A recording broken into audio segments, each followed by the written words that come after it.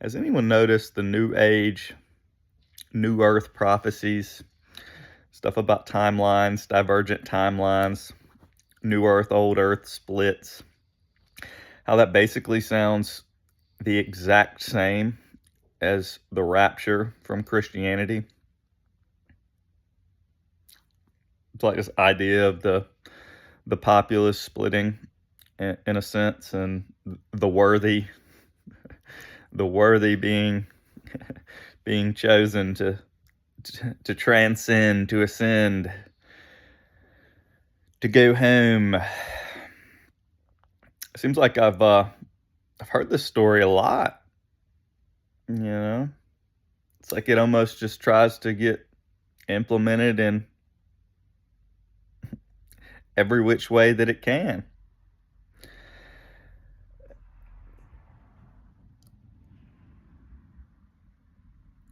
I believe in the power of the mind, that the universe is mental.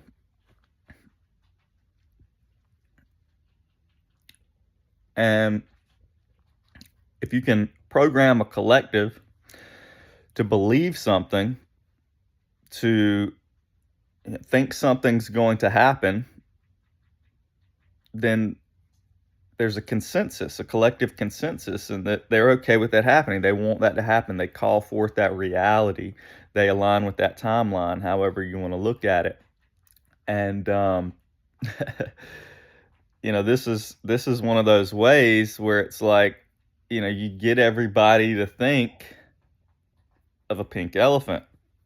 Whether it's like, hey, I don't want a pink elephant. Well, you're still thinking about a pink elephant. Or I do want a pink elephant. You're thinking about a pink elephant.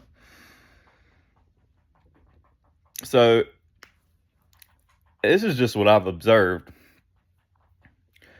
And I love this stuff. I love to like look into this stuff and go into it and hold it. But I do find that that's also how I hold a lot of the timeline information, and a lot of prophecy is also that prophecy is for the potential change, the potential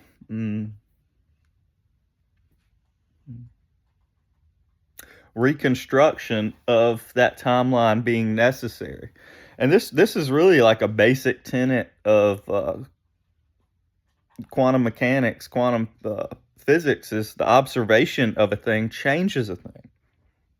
Really basic. And so it's like, if we can observe, and you do have people with that power of the mind that can, pre-observe,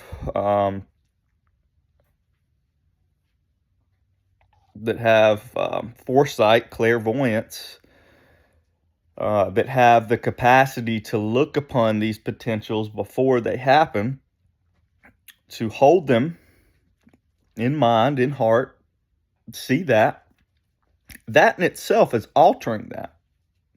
Just by observing that, and the more that we have a percentage of the population that's observing this from a higher place, right? And I don't mean, well, I kind of pointed here, I don't mean higher place like intellectually. I mean a higher place like with an open heart, with the capacity to view these things and look upon these things with take in all that emotion, all that fear, and all that, what would be necessary, what would be the point of going through that anyway, right? And of course, this doesn't get rid of like personal karma, personal free will, because if there's, and this is where you have like an infinite divergent timelines in that theory, is it's going to play out how it needs to play out for certain people. But I do believe that we're co-creating our reality. And the more of us that are coming from that place of being able to look upon this stuff and hold this and pre-process, is almost, because it's all time is now. The linearity in time is not the way we see. So we can process and feel, that this energy, this emotional energy, this backlog of whatever we would need to go through, whatever the experience of that timeline would allow for us to bring up, to process, you don't have to wait on that. You don't have to wait on that timeline. Like, you can do that now. You can look upon that. That's why I like stories and movies and looking at these, like, all this stuff has is a tremendous value if you're willing to really go in and see what that can really bring up, what that can unlodge within you. And this is where I think we have a great responsibility and service, is to be able to hold that in the highest, not in a way of avoidance, because it does get tricky there, because a lot of people, they want to hold it like, oh, well, we just need to focus on the love light, don't focus on the dark, oh my God, leave those time. So that's resistance, guys. That's resistance. That's just resisting it. That's not really, bringing up and allowing that to bring up and process whatever needs to be brought up on that emotional, energetic level. So that's a little sticky thin line, and a lot of people get caught into that. Myself, I went through that years here. I'm not pointing the finger. That's a personal experience as well. So anyhow, I just think it's funny when it's like all these things start to. It's like this. This one narrative really tries to get pushed and forced, like, by the, whatever you want to call it, by the ego, by the matrix, by the system, and by you. It's not, and that's a very important thing too. It's not anything outside of yourself, right? So it's like, wow, what do I need to see? What have I left undone that this would bring out? And also, the willingness to go through that. Like, I'm fine if we need to go through whatever we need to go through. I'm gonna walk it, man. My original awakening and that unfoldment and experience was like, oh shit, you might have to go through some crazy shit. You might have to endure, and that's been a part of it. Certainly been a part of, like, Christianity and the saints and all them saints and apostles and disciples, that you got that martyr aspect. But I think there's a lot of potential for distortion there too, because then it can be like that's part of it, is getting you to like want to just align with that, like that self-sacrifice and martyrdom. And that's not it, right? So it's like, okay, well, what can I hold? What can I see and allow and be stable within me, and not just lay down, not just lay down to a narrative that's being thrown out there to me, right? Because that's not really organic creation. See, this is something that's being pushed. Where is this coming from? Like, where is that? Why are these same narratives coming up in different stories, through different people, through different religion? What's going on here? And you see that it's just like a looping cycle. So what is that? How do we get out of that? How do we get out of that loop? And you got to figure that out for yourself. I think we get out of it by embracing it. Really, it's not trying to get out. It's trying, really finding our place in that and being willing to step into that. I was talking with someone the other day, and the scripture comes up quite a bit from the Gospel of Thomas. And they ask, when will the end come? And Jesus said, have you found the beginning, that you would look for the end? Blessed is he that finds his place, takes his place at the beginning.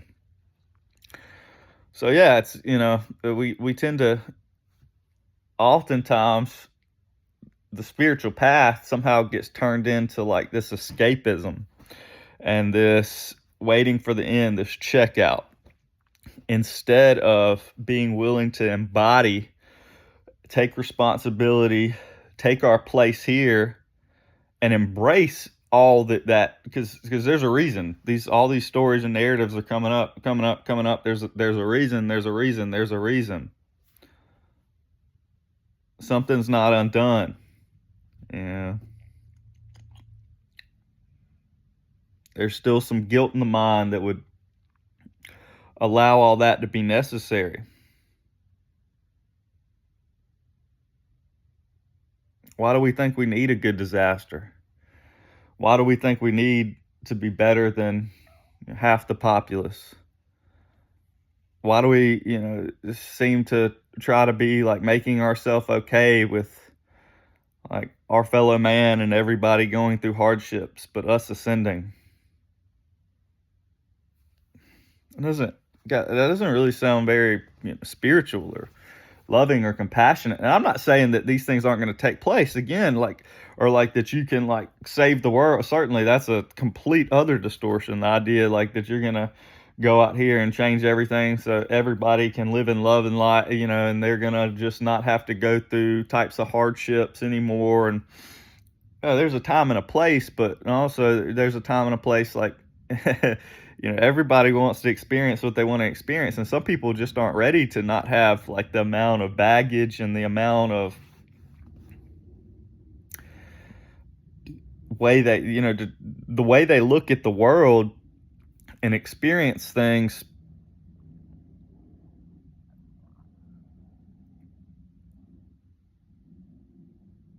Like they just wouldn't know what to do without that. I mean, even here, like, heck, I'm one of those. I do well in chaos. Like I that's I thrive in that. When something's going on, when shit like it's like, oh yeah, click in. A lot of people are like that. But what's going on there? Do we need that? Does that have to be? I don't know. But going back to kind of where I started, I have to hold that there's multiple ways prophecies can be completed. And one of the beauties of free will is allowing, seeing, like, if we're going to come together, if we're going to create something organic,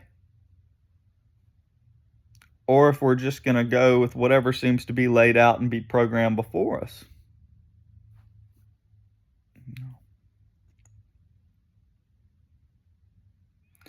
Can we just meet somewhere in the middle? Can we see if, okay, is it both? It's both. It's not either or. We're having to work with this natural flow, with where we're at, with what seems to be the momentum.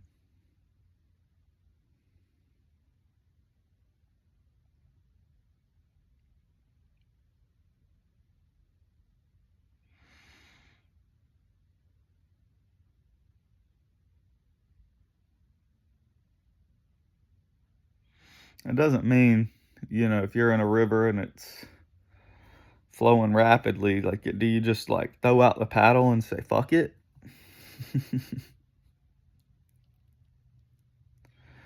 No. Oh, there's a big rock coming up. Looks like I'm going to hit it. Just throw the paddle out. Oh, man.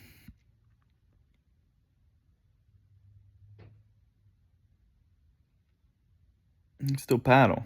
Don't have to fight the current. You don't have to try to just go to the bank and say, oh, I'm stop here. I don't want to keep going. Looks a little scary ahead. Oh, we can ride it out.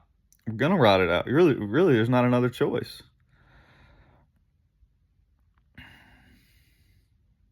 Whether we like it or not, we are riding together.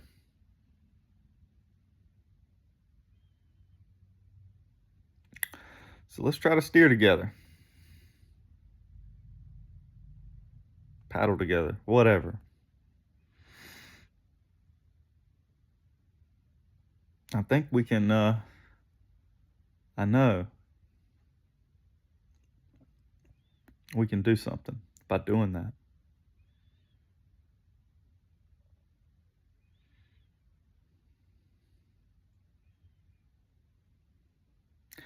Always fresh, always new. So,